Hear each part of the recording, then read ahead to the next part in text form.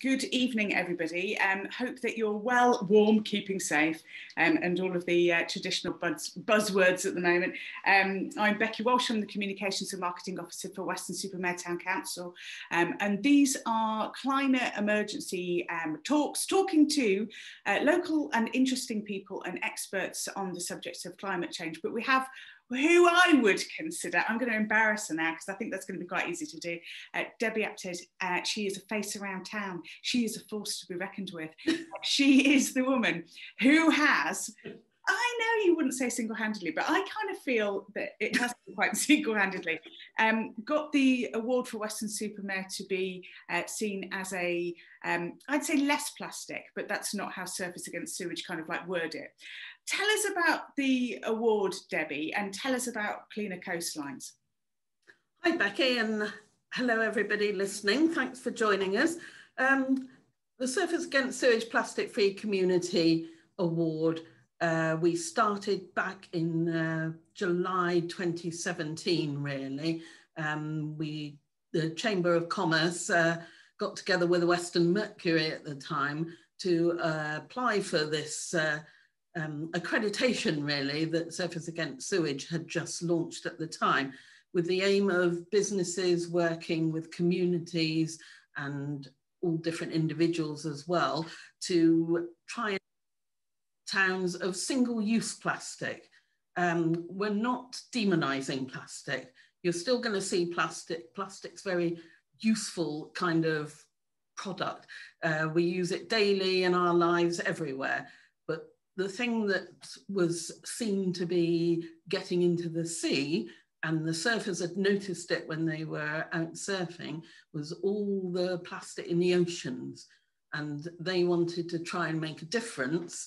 And the idea was this, the initial idea was to get 125 communities working towards plastic-free status by the end of 2021. So we joined right at the very beginning, and our first launch really was the first day that coincidentally Blue Planet 2 was aired, and the difference that made was obviously phenomenal. And we kick-started our campaign. We had 5 objectives to meet, and the first one was to get local councils on board. So we approached the Weston-super-Mare Town Council, and Councillor Catherine Gibbons very kindly supported us, as did the whole council, when it actually went to a motion, which was our first objective, was to get the council to pass a motion to support our campaign to reduce single-use plastic in Weston-super-Mare. And the motion was passed unanimously. So that was in November 2017. So that really started the ball rolling. And of course, Blue Planet 2 was starting to move forward by then. So we'd started on the road by then. The Surfers Against Sewage, there are now 731, I looked yesterday, 731 communities across the country, all working towards single-use plastic. So their target of 125 by 2021 has been absolutely smashed. Sorry, my cat's just You've got a guess. That's lovely. I'm coming. Oh, that's quite sweet. Just to say, those of you who are just joining us at the moment, I'm with Debbie Apted. We're talking about living with less plastic and how we got the award in Weston-super-Mare. Tell us about, so what did you actually have to do to get the award? Because there was a lot that went into it. Tell us how businesses got involved and how all of those things started. Yes, so like I said, the first objective we had was to get the council to pass a motion to support it, and also to lead by example, which obviously the council did. Weston Town Council right on board with it. You've got 3 premises, I believe, that the council actually manage and run. So the Blakey Theatre, the museum, and the Visitor Information Centre. So the council started removing single-use plastic from the cafes and everything, straight on board with it. So that was a great start. we then went out to local businesses. There were a couple in town that when you're walking around, you think, oh, well, I know they're quite eco-friendly. I know they're going to be not using plastic straws and plastic spoons and cutlery and things. So you approach them, they come on board straight away, because obviously they were doing it a lot longer than me. And I must say at this point, I am absolutely not an expert. I knew nothing about plastic, where it came from, what it was. I'd seen a video of a turtle with a straw stuck up its nose. And I thought, oh, I'm not going to use a plastic straw anymore. So I swapped to metal straws. I thought that was my job done. That was all I intended to do. And then I met Holly, who at the time was just starting the refill shop Replenish. And because I'm also secretary of the Chamber of Commerce here in Weston, she highlighted an article to me about the Surfers Against Sewage campaign, and said, wouldn't that be really good for Weston if we could get businesses on board and get the accreditation as a plastic-free community? So I put that to the Chamber of Commerce, and they were on board with it as well. So I had an in, if you like, to some of the businesses in town already. So I was able to contact them. And at that time, you think this is just when Blue Planet 2 was starting. Some people go, oh, what do you want to do that for? What's all this about? They were like me. They had no idea of anything about plastic. Now, some people I bet, they've been doing it for 20 years. You take Paul Batts from Outdoors and Active. He was there he'd been doing it for donkey's years. And as I met different businesses, I find that, some people don't know what to do and some people are right on it. So we worked with, we got 30 businesses on board. Took us about 9 months, which for a place the size of Weston was a really good target to do. We were the 30th place in the country to get the accreditation. And by far, at the time, the biggest as well, because our population is about 80,000. And the targets we had to meet were dependent on our population. Well, a lot of the Surfers Against Sewage are based in Cornwall. A lot of the seaside towns in Cornwall, their populations are like 10, 12,000. So they had like 3 businesses to get on board or 6 businesses to get on board, where we had 30 to get on board. So it was quite a big difference when you perhaps don't know so many people, and the little villages, everyone knows everyone. So once one does it, they all do it. So it was more legwork going around visiting the businesses, and some didn't know anything about it, but really wanted to do it. I would say the Sea Salt, the fish and chip shop up near Morrison's and all, the chappie up there was very keen on it, swapped over to cardboard boxes and got rid of much plastic. He was saying about plastic water bottles. I think he's now swapped over to reusable cans.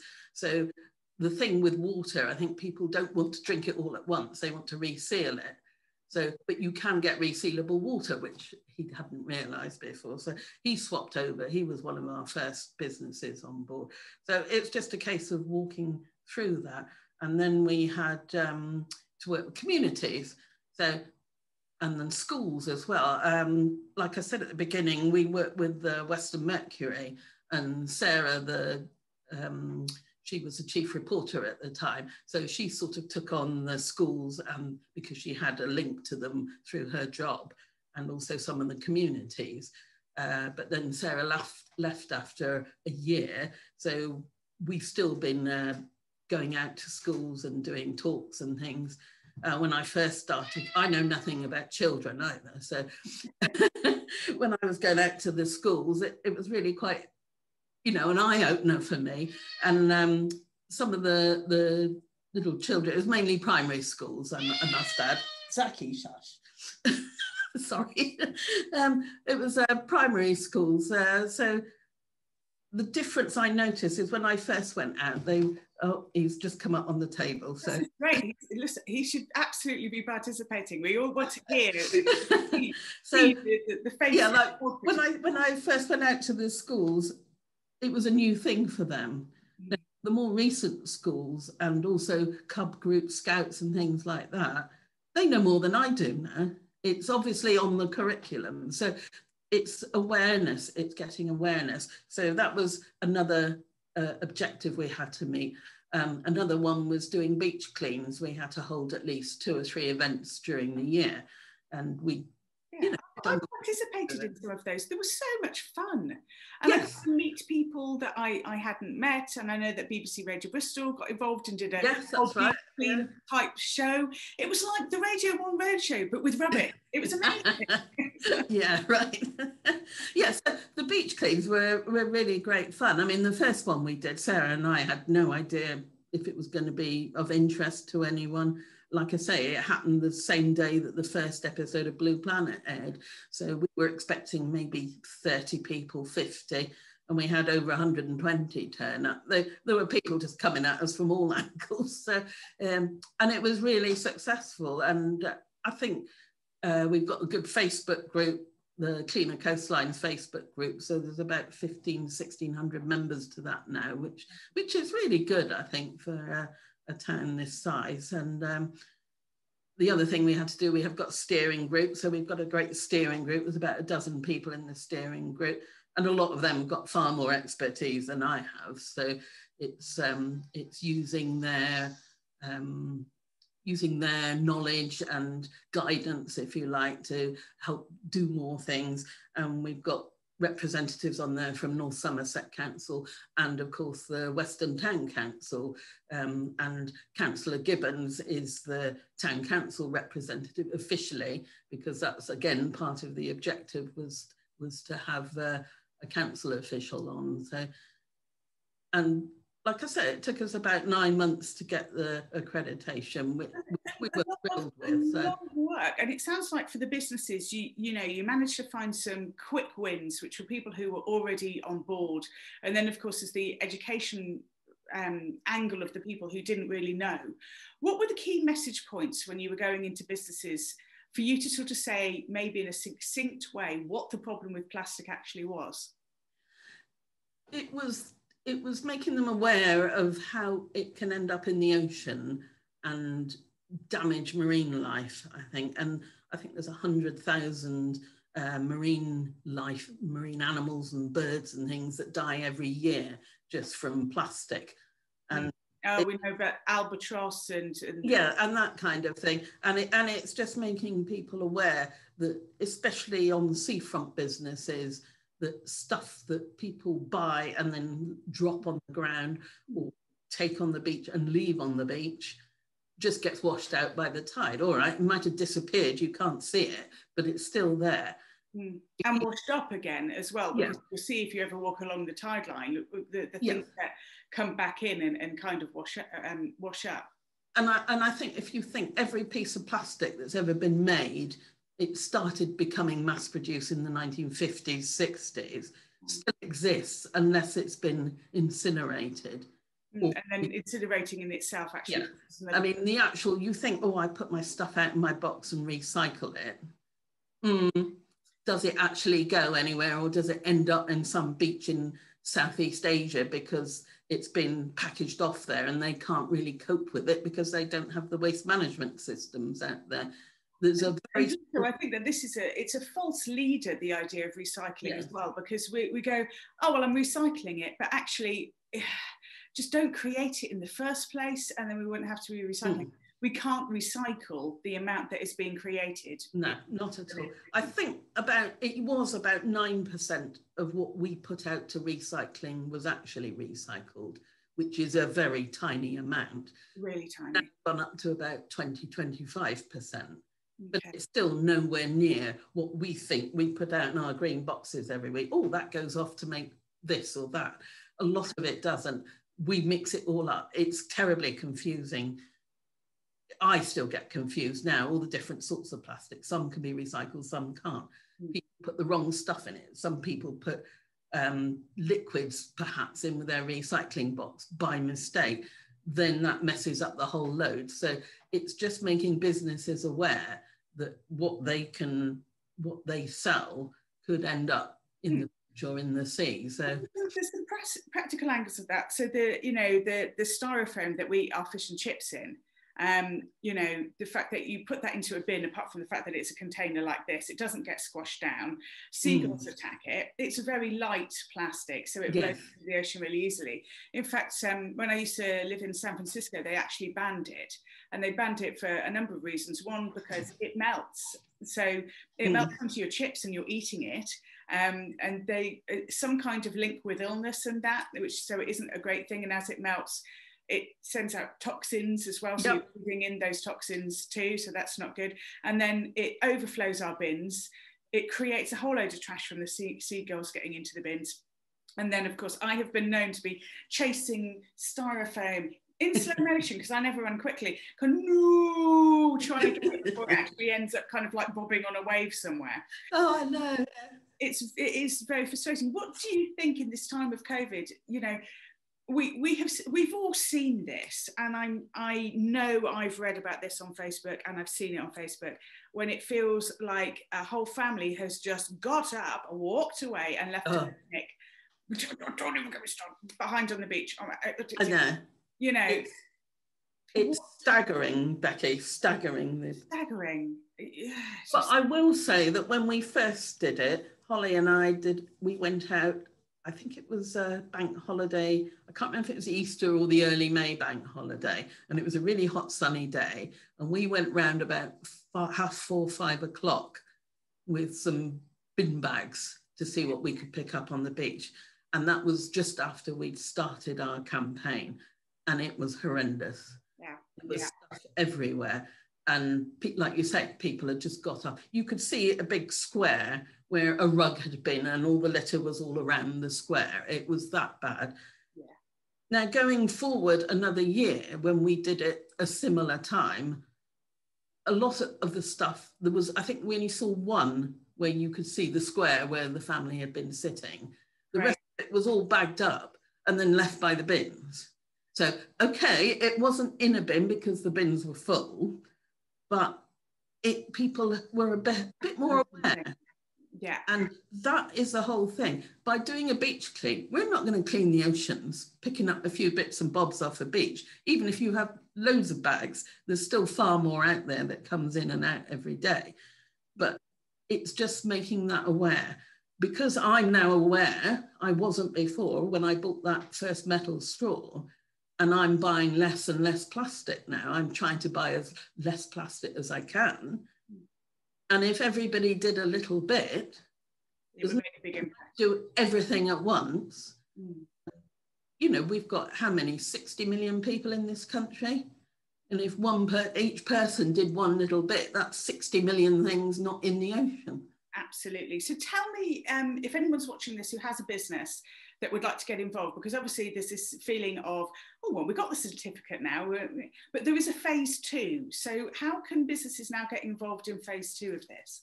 Right. Well, we need to get another 15 businesses on board as our next target. So if anybody's out there that has a business that has been trying to get rid of plastic or has never used plastic, you might be a startup business and not use plastic, then get in touch with me at Cleaner Coastlines at westonchamber.org.uk.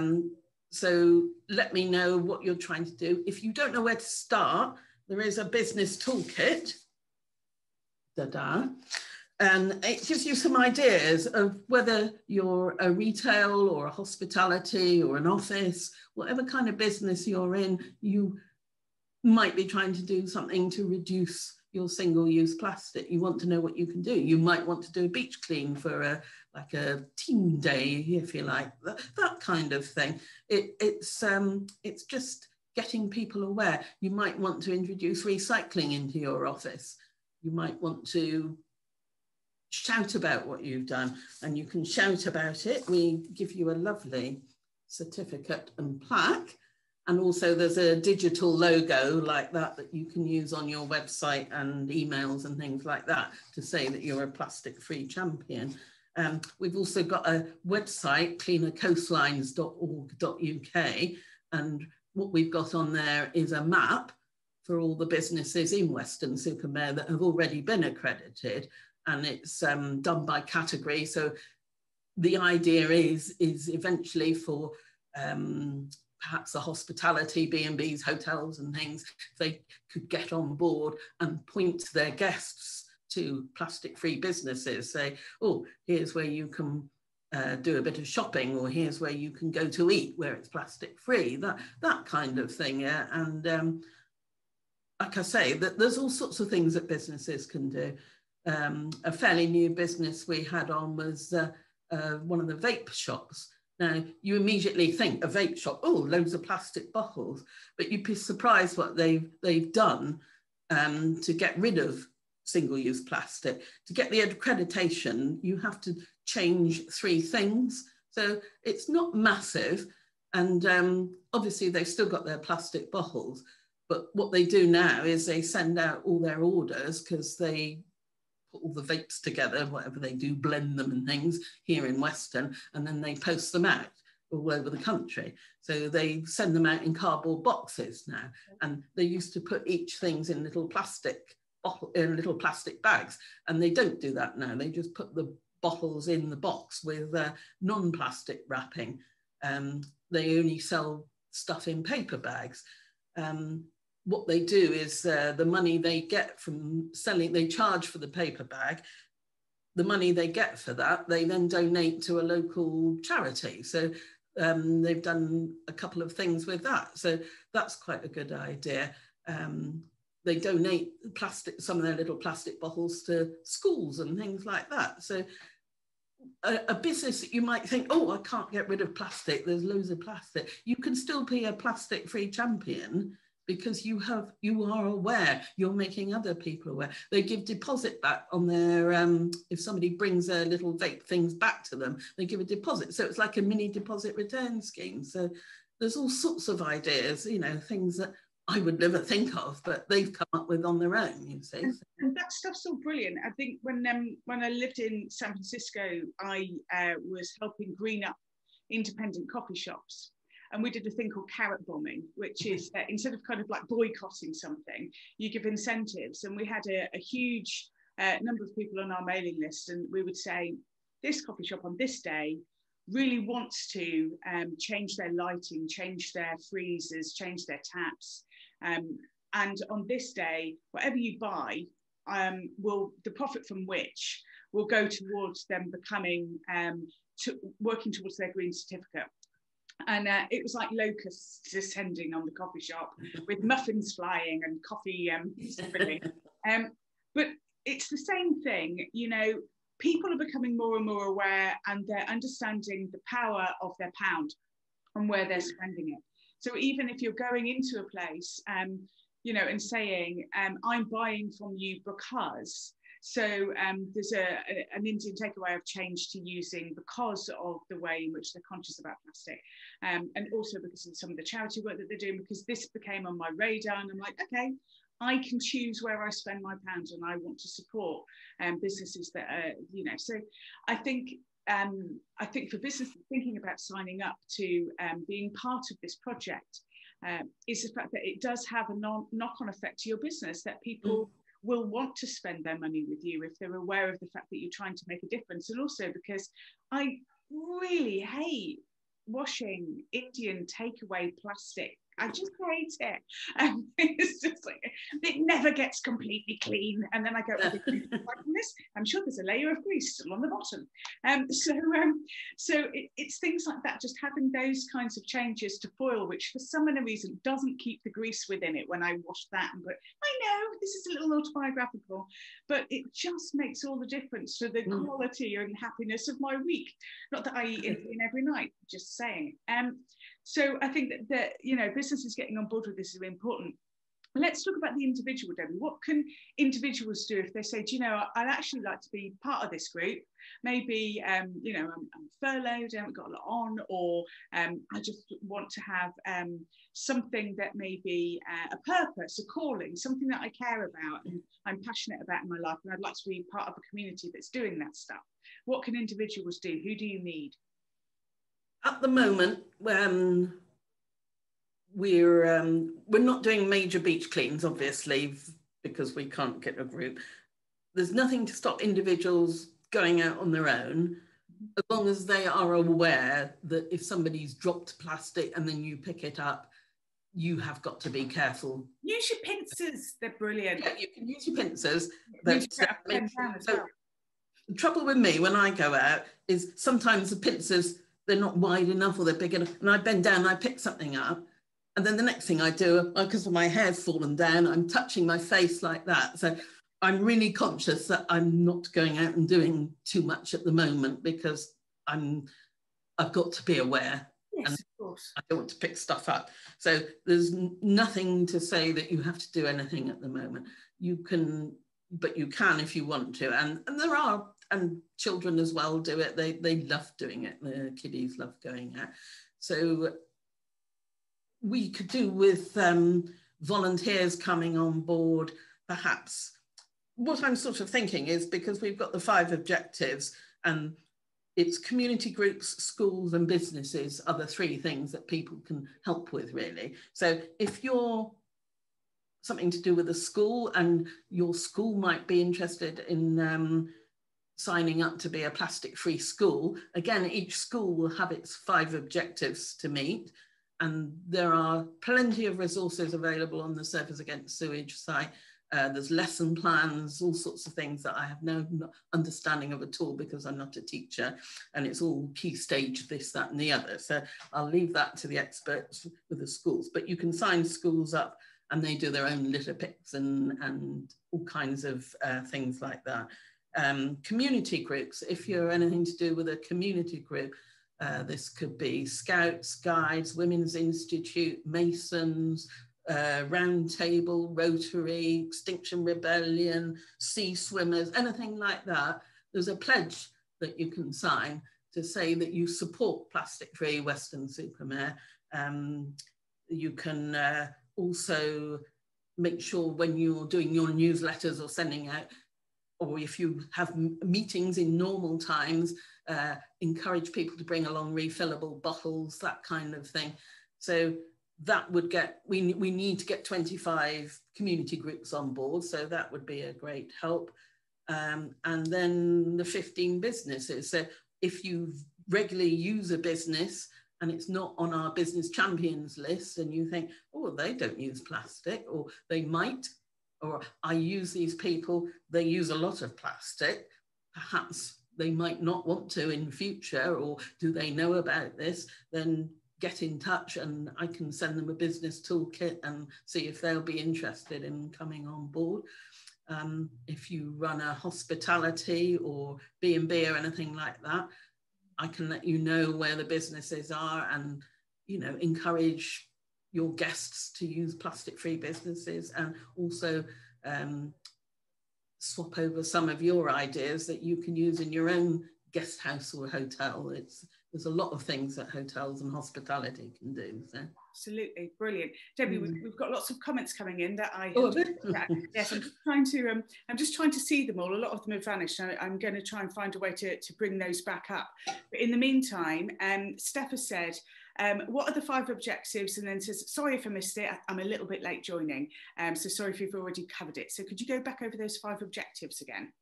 Right, we've got to work with local councils. That's and get them on board more and engage with them, and well, like we're doing, that isn't going to be an issue, because both councils, the district council and the town council here, are exceptionally good and very helpful. So I'm not going to have any issues with that objective. We've got to get another 15 businesses to commit to reducing single-use plastic, at least 3 pieces of single-use plastic, or if they're a new business, not to use them in the first place. We need 25 community groups like schools, Women's Institute, not schools, sorry, Scouts, Cubs, Women's Institute, that kind of thing. We need those to come on board. We need to get some schools on board as well, as plastic-free schools. There isn't a target for that, but it's just to get the schools interested. We need to hold events and lobby our MPs if there are things that you know, like the deposit return scheme, that kind of thing, that's a government legislation which will help. We want to make sure our MPs support these government legislations. I mean, the big one would be a deposit return scheme, I think. Yeah, David mentions that as well. He said, I've heard that there is a place in Europe that has exchange banks and gives you 0.25, which I guess is like 25p for every glass bottle, etc. And he was saying that Kellyanne has researched that recently. So that's quite interesting. And David says that he agrees with you about MPs as well. It's such a shame I'm missing some of these comments. One that I saw earlier that I've remembered was someone just wanted to clarify what the percentage of recycle boxes actually go. I think you said it was 7%. It used to be at one point 9%. It's now up to about 20-25%. Yeah, still very low, but it's better than it was. So all I can say is if you've given us a comment and I can't see it, I'm so sorry. Debbie and I will look at the Facebook. I'm volunteering you, Debbie. Yeah, I'll try and answer them afterwards. Yeah, and we'll comment and answer those questions. I'm so sorry I can't see them. Sometimes we're trying to do any kind of like live sort of thing. It becomes sorts of a balancing act of tricky. So the other sort of thing we do is like, we'll probably do more of is mass unwrap, where you go up to a supermarket and you have a trolley and then you ask people to put all their excess plastic into a trolley, you know, like when you buy, like when you buy a turnip covered in plastic and you think, why, you know, or even cauliflowers in plastic, there's why are the business, and then you give it back to the supermarket and say, look, this is all the rubbish. It's just to make them more aware. They are getting a lot better. But and the other thing that Surfers Against Sewage beach cleans, we're doing we do brand audits. So when you collect stuff on the beach, you'll say, oh, we've got 400 bits of Coca-Cola, 200 bits of Nestle, and you log it all and send it back. So then they start. They're doing research, if you like, and then they call out the bad offenders, if you like. So. The biggest kind of offenders.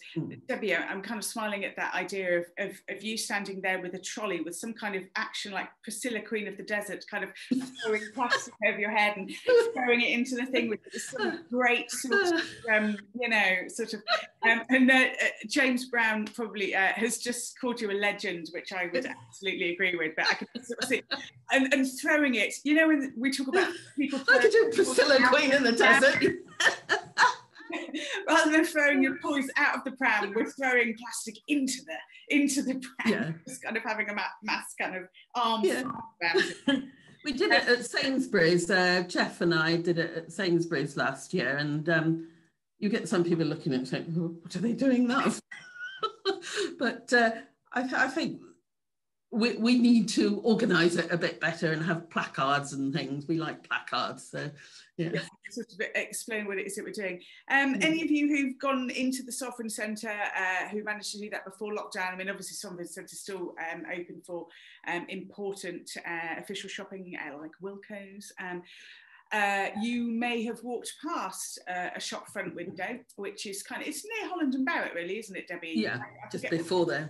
Yeah, just before Holland and Barrett. So Debbie and myself were there with ladders and all of the. We created a window display for the project, and we used from North Somerset Council. They go around and collect a lot of the beach rangers will collect buckets and spades, children's toys that have been left on the beach, and they get repurposed for school visits coming into Weston. So we borrowed some of the buckets and we've kind of like put some funny little slogans and things like this, to try and kind of like raise awareness to what we're doing. Talking of raising awareness, if you can share this film, that would be absolutely brilliant. If you can let people know what's going on, that would be great too, as well as kind of getting involved with any organisations that you may know of as well. So that's good. Catherine has just said, for schools, get in touch with Somerset Climate Justice Group. of schools eco clubs as well. So that's a good heads up. Thank you. That's Councillor Gibbons, who we were talking about earlier. If she wasn't watching, she would know now that we've been you've been mentioned. Great. I'm just running over the list of things that we agreed to kind of have a chat about before we started the call. So we've talked about what businesses can do. Scrap store. We need to tell people about scrap store. That's and collaborate. Something businesses might not be aware of, and it doesn't necessarily have to be plastic, but if businesses if they have cut-offs, or if they've got any particular waste products, I think, for instance, AMS have these big cable things that they have their electric wiring around, and they give them to the scrap store.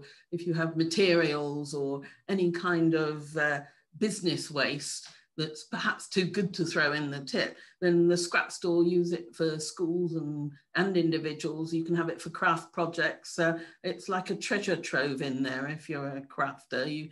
There's all sorts of things that appear in there, and you think, I'm not terribly creative, but you go in there and you think, whatever could you use that for? And then you see something that some group has made, like a monster or a robot, out of all these bits and parts and things. And it's absolutely amazing what they do in the scrap store. So that saves, it's getting rid of, it's keeping stuff out of landfill. It's repurposing stuff. I mean, it might eventually end up in landfill, but it's reusing it, and it's making people aware that waste can be removed, because waste is quite expensive to get rid of. Yes, it is. Yes, it absolutely is. So anything that we can reuse and give it a second life. Yeah. And I think I was reading the North Somerset Council recycling Facebook page the other day, and they said the comparison between 2020 waste and 2019 waste, an extra 90 tonnes a week of ordinary rubbish. Now, this is probably because people are working from home, or they're not going into shops, so they're ordering everything online, they're getting all this packaging, they're throwing it away. So that's 90 tonnes a week. Each tonne costs the council £110 to get rid of. Wow. And that's our money. It's our money, and it's costing something else. A lot extra to get rid of all this waste. Well, we could have had a seafront on the exactly. That's exactly what I think. Saved all of that money. And for people that put ordinary rubbish in their general waste, it costs £110 a tonne to get rid of the general waste. Now, their recycling waste is a heck of a lot cheaper. I don't know the figures exactly. It was about £60 a tonne. So if you don't recycle and you just put everything in your general waste, it's costing us, council taxpayers, a lot more. And the same with food, because our food waste, which again is something I didn't know before, goes off to this anaerobic digester and gets made into electricity. So now that's brilliant, but let me just reverse park that thought a second. You're saying that it costs less to recycle, to put things into the recycling than it does to get the general waste into landfill.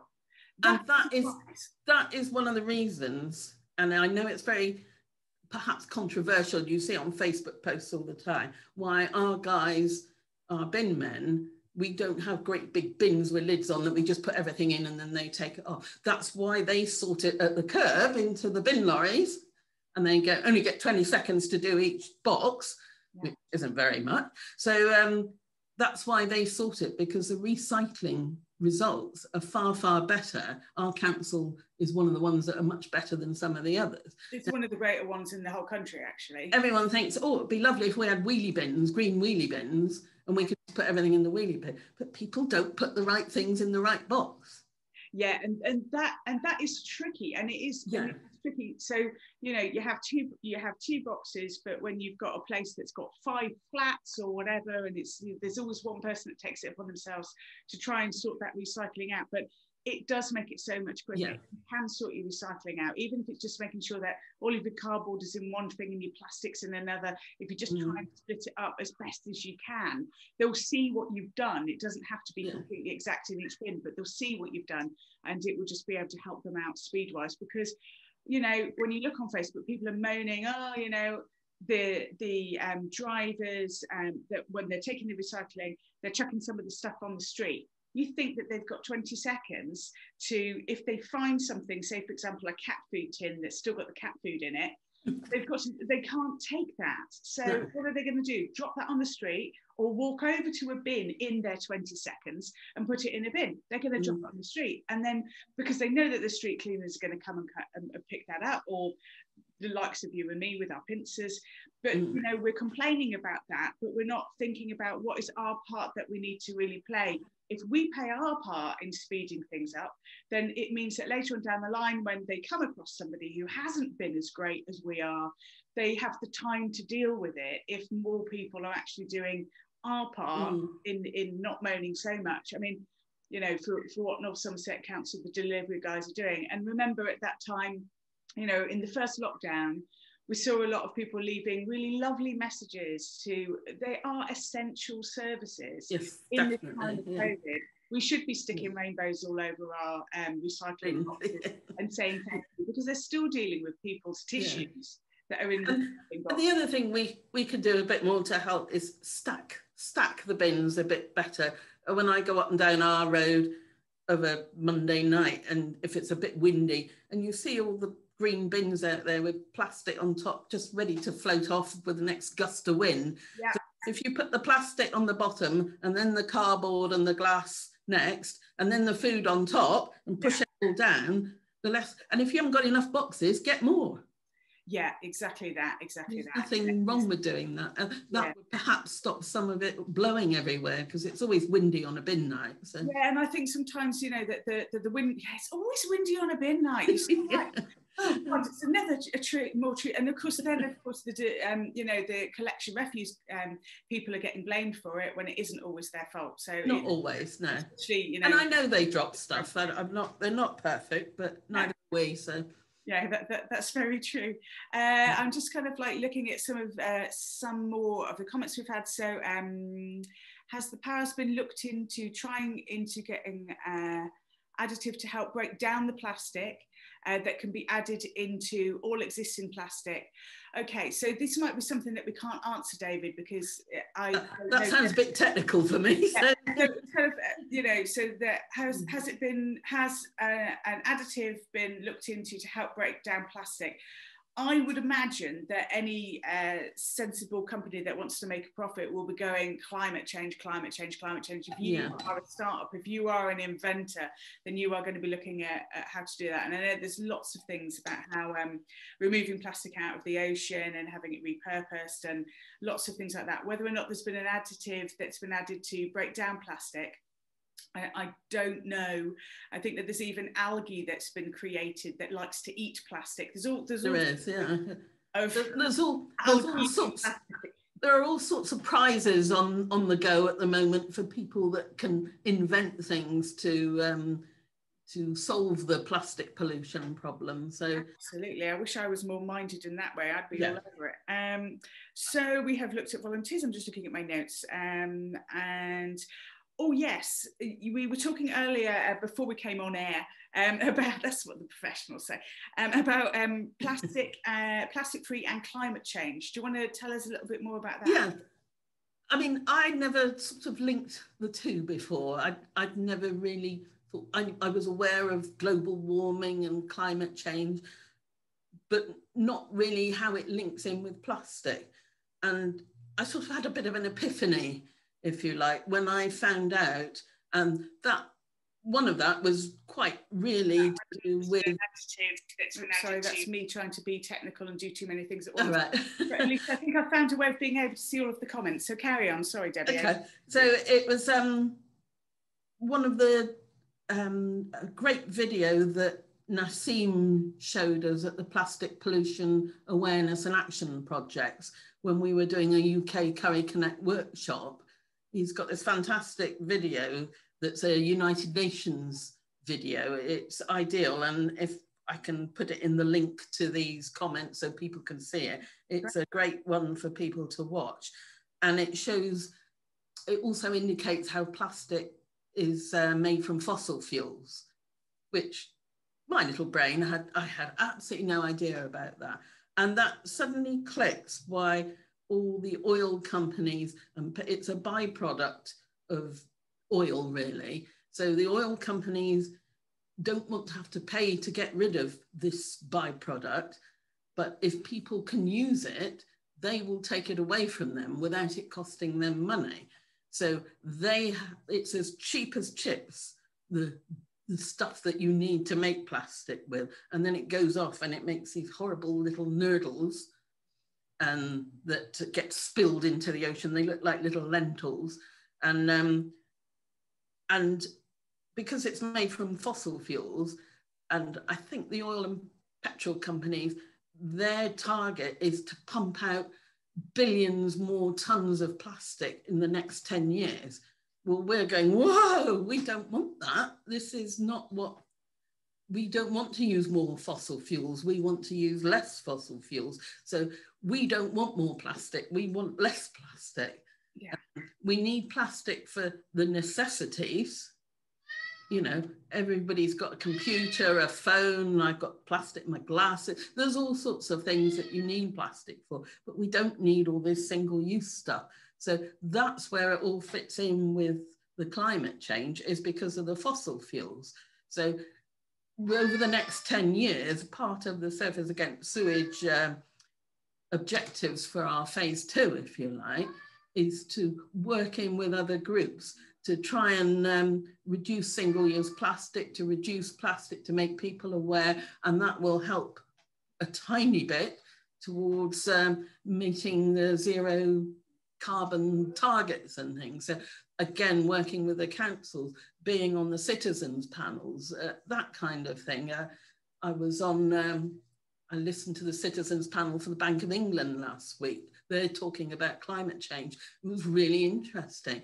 They're talking about the big, I mean, this is Bank of England, so they're not particularly a high street bank, are they? They're very few people have got accounts with the Bank of England, but they're talking about the main high street banks not lending money to the people that invest in fossil fuels eventually going forward.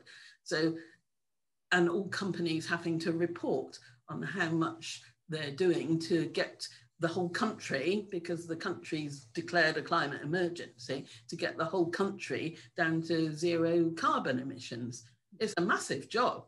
Yeah. But their message, their big takeaway message is, don't leave it until legislation comes in. Start now. So for businesses and people, start doing little things, and then it won't be such a big thing to have to get down to zero carbon emissions. So. Thank you, Debbie. We have had a question come in from local treasurer Sam Walker. He says, can you talk a little bit about sustainable travel in Weston? And he's sort of said bikes, electric vehicles, what plans? I can speak a little bit on, just from overhearing conversations. One of the things that we've got a real shortage of in Weston is electric points for charging electric vehicles that are public. So if you live in a flat, if you don't have a drive, you might be put off buying an electric vehicle because you can't charge it. So there has been talk, I don't know where we are with that, of putting like electric charging points on lampposts and all sorts of things. So that's my little bit of knowledge that I can impart, that those thoughts and plans are, you know, it is in mind. What that turns into, I don't know. It's more than my job's worth. Debbie, do you know much more of any talk about that? I mean, I swapped my car about 3 years ago now for an electric bike, which I absolutely love, but I don't go out of Weston, you see, so I'm quite happy bombing around. So, and I know that electric cars are very expensive at the moment. So are electric bikes, but you know, I know. Well, yes, yeah, they are. But when you sell a car and you swap it for a bike, then it's. Yeah, Councillor Crockford-Hawley he's got one as well. He's been zooming up and down on those. I tried one in San Francisco, and you know what the hills are like. They're just great. I mean, they're fantastic. Yeah. And then when you get overtaken on Park Street with somebody on one when I'm on my bike, and I'm like, so how have you found that? You know, looking after it, not getting it stolen, those kinds of things. How have you found that from your own personal experience? I mean, I've got secure locks. I've got it insured. I generally pop into town and there's bike racks. I always leave it where there's lots of other people around. try not to put it in some side street where, you know, that kind of thing. It's difficult to know. I know the council, this is North Somerset Council, they have a scheme where you can borrow an electric bike, can't you? See if you get on with it. There's lots of schemes like that, I think, actually, trying to get people who are, you know, to bike to work, to walk to work, grants, things like that. So, yeah. I can see the downside. Now, I personally cycle to work when I'm not working from home, and it's only a 10-minute cycle, so it's not extreme anyway. But when it's blowing a hoolie and pouring with rain, and I'm there, I've got this Dutch poncho thing that comes down to my ankles, which I don't mind, but when I get there, I look like the wreck of the Hesperus thing. So it's I used to have a motorbike, and yeah, so I can see how some people might that might put them off a bit as well. I think honestly there needs to be much more investment in public transport. You know, this is a government type thing. It's not really for our little campaign. The Western placemaking, I would hope, would pick up anything like this kind of, you know, what the residents of the town want and where they want it. And, you know, we need more cycle paths and you know, all that kind of less traffic in the centre, less pollution. But it's an ongoing, it's got to be top-down led, I think, as well, as people going out. But the more people go out and buy bikes and things, as can be seen during the lockdowns, it's great to see all that. But it's not everybody's cup of tea. Not everybody can cycle. Not everybody can ride a bike. Some people are disabled. You know, they can't always ride a bike. You can get special trikes and things, but it's not everybody's cup of tea. Then not everybody wants to ride a bike. So to me, it's that and public transport ought to be, and I would like to see a carpool type system where you don't actually own cars, you have a carpool that you can just go and borrow a car when you need one, if you like. But that's a sort of future type thing, isn't it? I'll probably not be, I won't be around when that's all implemented, I don't expect. So. Well, I thought that, you know, when you were watching Tomorrow's World and they talked about telephones that with videos. Well, true. You know, I'm still waiting for my flying hovercraft so I can go over the top. Oh, yeah. That would be great. Yeah. Debbie, is there any last thing that you want to leave us with? Is there anything, any thoughts, anything, as we say goodbye and thank everybody for joining us? Yeah, I mean, obviously, thanks everyone for joining us, and I will try and get round to answer people's questions. It might be over the next few days. I might not be able to do it all. We covered pretty much everything. That have you? Oh, that's okay then. Yeah, that was around plastic. There were a few questions that kind of came in that were out of our remit that I just thought we'll leave there. I'll research and go and find out a little bit later. So yeah. So if there's any individuals watching that don't know where they can start by taking refillable coffee cups, and you quite often get a discount. There's a bit of a pushback with the COVID situation. Not all places are doing it where they really could do it. All they would have to do was, instead of pouring the coffee into a cardboard cup, which is not recyclable, by the way, even though it looks like it is, it's because it's got plastic lining in it, is if you take your refillable, instead of pouring it into that, they could pour it into your own cup. They don't even have to touch your cup. You could put it on the side, they come along and stick it in there. So it's, you could use refillables, recycle, and follow the North Somerset website and see what kind of things to put in what recycling bin. Take your own carrier bags, try to buy less single-use plastic when you're out and about, but don't try and do it all at once. Just start with one thing, like one metal straw, like I did, and then perhaps move on to getting rid of something in the bathroom. Use a shampoo bar instead of a shampoo. And, you know, it's just simple little things. Same with the business. Just start with one little thing. Just be aware.